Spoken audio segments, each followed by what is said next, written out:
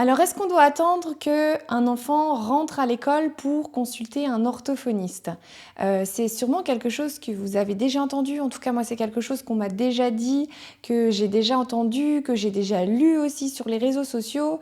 Des gens conseillent d'attendre que l'enfant rentre à l'école avant de consulter un orthophoniste. Est-ce que c'est vrai ou est-ce qu'il vaut mieux consulter avant? Eh bien, je vais tout vous expliquer dans cette vidéo.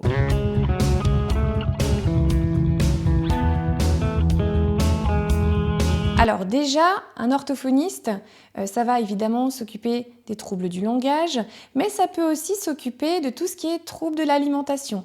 Donc difficulté de l'enfant pour la succion, pour la mastication, difficulté de l'enfant à s'alimenter, difficulté à prendre le biberon ou à manger à la cuillère ou à manger des morceaux. Donc si un enfant tarde à manger des morceaux, par exemple, si un enfant ne veut que des purées et que ça dure trop longtemps, ou qu'il a des hauts le cœur, ou qu'il a plein de signes comme ça au niveau de son alimentation, vous pouvez consulter un orthophoniste et évidemment dans ce cas-là, absolument pas besoin d'attendre l'école. Dès que vous repérez des signes et voilà, vous en discutez avec le médecin, mais c'est possible d'aider votre enfant s'il y a des difficultés par rapport à ça et donc c'est possible de consulter et évidemment là, on n'attend pas l'école. Maintenant, par rapport au développement du langage, vous entendrez des gens dire mais non, pas d'inquiétude parce que le petit cousin de machin, il parlait pas à 3 ans et puis d'un coup il est rentré à l'école et tout s'est débloqué en quelques mois donc pour ton enfant c'est pareil, t'as qu'à attendre qu'il rentre à l'école et puis tu verras, tout va se débloquer.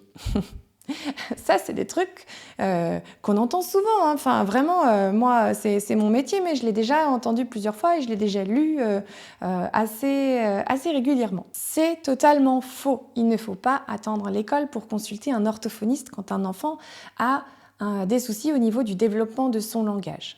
Alors, pour vous donner un ordre d'idée, un enfant commence à dire ses premiers mots autour de 12-15 mois. On a comme point de repère 2 ans. À 2 ans, un enfant doit dire au moins une cinquantaine de mots.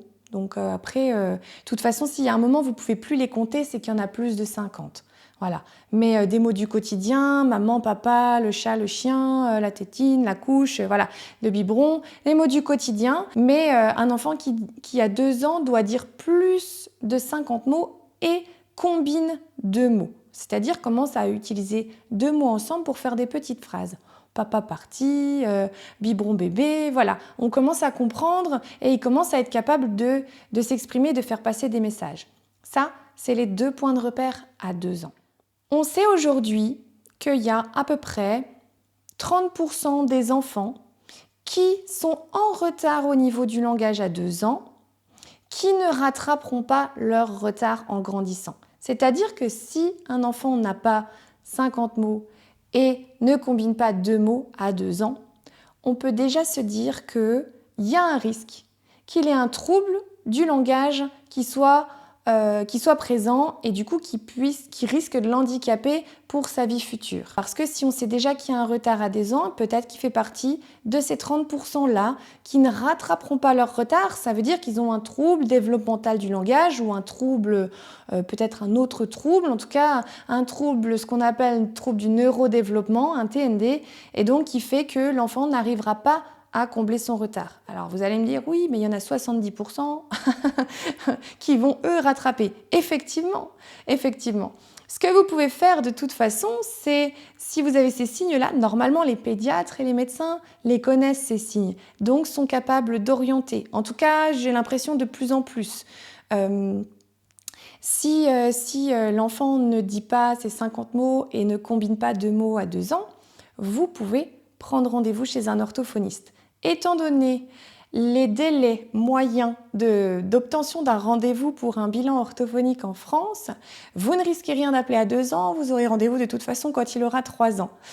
Enfin, ce que je veux dire, c'est qu'il vaut mieux appeler un orthophoniste, prendre rendez-vous pour un bilan dès que vous pouvez.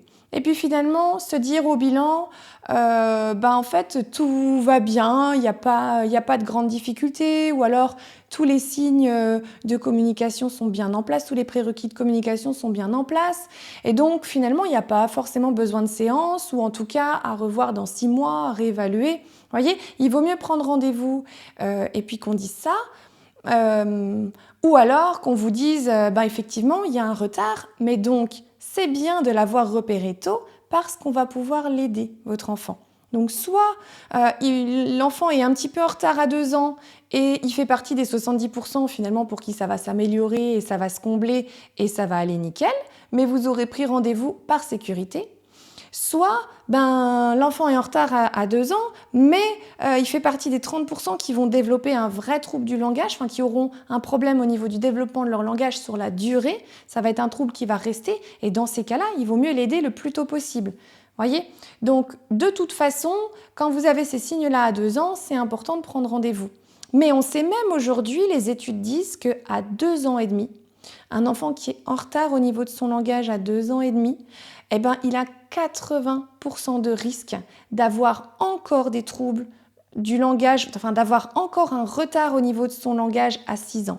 C'est-à-dire qu'un enfant à 2 ans et demi aujourd'hui, c'est prédictif, son niveau de langage à 2 ans et demi est prédictif de son niveau de langage à 6 ans. Donc s'il est en retard à 2 ans et demi, il risque en grandissant de conserver des lacunes, des séquelles de ce retard. Alors soit c'est un trouble, soit c'est peut-être un trouble du neurodéveloppement, c'est peut-être quelque chose de particulier, mais c'est important de consulter le plus tôt possible, soit pour être rassuré, soit s'il y a quelque chose, pour l'accompagner au mieux. Et ce n'est pas parce que vous consultez un orthophoniste ou un médecin ou peu importe, ce n'est pas parce que vous consultez un professionnel de santé pour un retard particulier que vous ne respectez pas le rythme de votre enfant. Parce que ça, je l'ai déjà entendu aussi. C'est bon, pas de souci, parle pas à 3 ans, mais bon, chaque enfant va à son rythme, tu sais, il est plus moteur que langage, que machin. Non, ça, c'est des bêtises en fait.